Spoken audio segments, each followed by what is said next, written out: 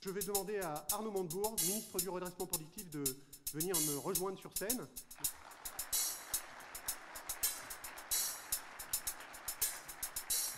Le Premier ministre a préféré employer le mot trajectoire. Je suis assez d'accord avec cette stratégie. Je dois vous dire que tout va être sur la table. Pour ma part, comme ministre du redressement productif, j'ai apporté ma contribution à Louis Gallois, au Premier ministre, au Président de la République. Je suis favorable à ce que j'appelle une relance productive. Diminution des cotisations sociales contre investissement productif. Et dans ces efforts, je crois que nous ne sommes pas obligés d'en passer forcément par la CSG et la TVA. Le problème de l'emploi dans ce pays est quand même le problème majeur. Ça fait 5 ans qu'on le dit. Tout ce qu'il faut faire pour que l'industrie tourne, ça fait 30 ans qu'on le dit. Les rapports, c'est des sur-rapports. Je pense que Gallois va commencer son rapport en disant c'est encore un rapport de trop. On sait, dans filière par filière, on sait pratiquement ce qu'il faudrait faire.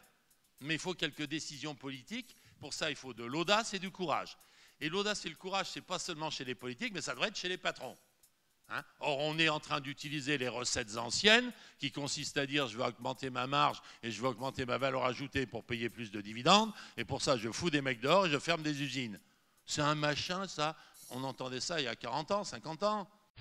On va parler de tout ce que de l'atout du Made in France et puis aussi de tout ce que l'on peut faire à l'étranger qui peut être profitable pour la France, pour les centres R&D notamment français. Force est de constater qu'aujourd'hui, c'est la marque qui est identifiée à un pays, pas le lieu de fabrication du modèle. Et il ne faut pas oublier cela. Le fait que le Made in France soit classé 15e sur 15 critères d'achat de véhicules sur notre territoire est assez démonstratif finalement de la différence qu'il y a entre ce dont nous parlons ensemble et dans les médias et ce que pense le consommateur. On ne demande pas à nos usines en France de se comparer aux Chinois ou aux Indiens.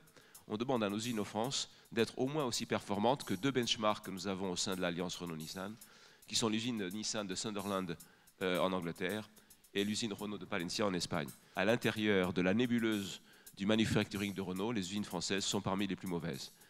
C'est un fait. Et donc ceci aussi nous laisse à penser qu'il y a beaucoup de choses qu'on peut faire sur la performance industrielle qui sont totalement étrangères au débat sur les coûts salariaux et c'est notre responsabilité de le faire. Bruno Cerclet, je voudrais vous passer la parole. Donc je le disais, vous êtes président du groupe Rossignol. Et vous me disiez, moi j'ai la chance d'avoir un marché plutôt européen. Et donc c'est pour ça que j'arrive encore à produire en France et à produire à des coûts compétitifs. Il se trouve que sur le coût de fabrication, on arrive assez rapidement à la conclusion que dans nos produits, le taux de main-d'œuvre est de l'ordre de 20%. Aller fabriquer des skis en Chine pour les ramener en Europe, enfin, les développer et les fabriquer assez loin pour les ramener en Europe, aux États-Unis, c'est juste une grosse perte de temps, quoi. En semi-conducteurs, les prix baissent entre 10 et 15% tous les ans. Donc il faut pouvoir tenir cette compétitivité. Et sur des produits, comme je vous l'ai dit, banalisés, où les prix baissent régulièrement, c'est nécessaire, fondamental, d'avoir des usines ultra low cost dans des sites et des pays qui sont à faible main-d'œuvre. Si on regarde la situation au niveau de la France, il y a un certain nombre de problématiques qu'on a évoquées concernant le coût chargé du travail, mais il y a aussi un certain nombre d'avantages. Et en particulier dans notre domaine où l'innovation est essentielle, il n'y a pas d'activité de semi-conducteurs sans innovation forte. On a aussi en France l'opportunité d'avoir un écosystème très intéressant avec les relations avec les universités, les écoles d'ingénieurs dans notre domaine. Donc ça, c'est quelque chose qu'on ne trouve pas partout dans le monde. Moi, j'étais très déçu ce matin d'entendre ces termes de trajectoire versus choc de compétitivité. Je ne sais pas ce que ça veut dire. On est toujours dans la sémantique, donc attendons. Mais je pense qu'il y a une vraie situation d'urgence. Il y a une très grosse attente de la part des entreprises, il me semble. Et voilà, donc voilà, quand c'est urgent et important, il vaut mieux quand même aller très vite.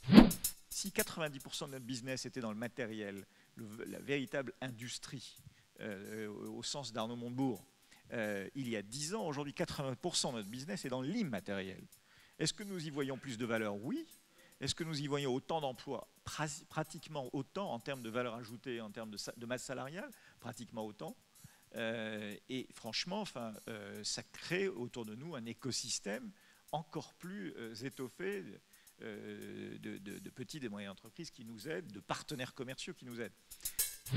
Nous avons une ministre que nous avons vue hier parlementaire, tout à fait, à l'Assemblée nationale, qui est ministre des PME, de l'innovation et de l'économie numérique, qui s'appelle Fleur Pellerin, qui est une femme absolument remarquable et que j'ai connue au cours de la campagne. Bon, elle est quand même 38e ou 37e sur la liste des ministres. Alors quand on m'explique que nos candidats avaient tout compris sur l'importance du numérique dans la réindustrialisation, je me dis, attendez, c'est pas la place qu'elle aurait dû avoir.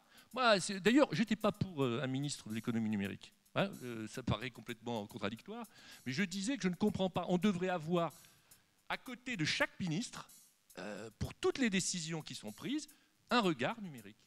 Et que si il y avait cet enjeu, mais primordial pour tous les politiques, de la numérisation de l'industrie, je pense qu'ils chercheraient d'autres solutions qui coûteraient beaucoup moins cher que les solutions que l'on voit souvent utilisées. Je trouve que pour un président de la République qui démarre un quinquennat, c'est quand même autre chose de parler de ça que d'aller à droite, à gauche pour éviter des fermetures d'usines. Parce que bon, d'ailleurs on voit bien, ils vont à droite et à gauche et les usines se ferment quand même. Donc, si vous voulez, moi je pense qu'on a autre chose à faire. Que voilà des solutions. Et encore une fois, je ne parle pas du numérique. Vous l'avez bien entendu, hein, je parle de l'industrie.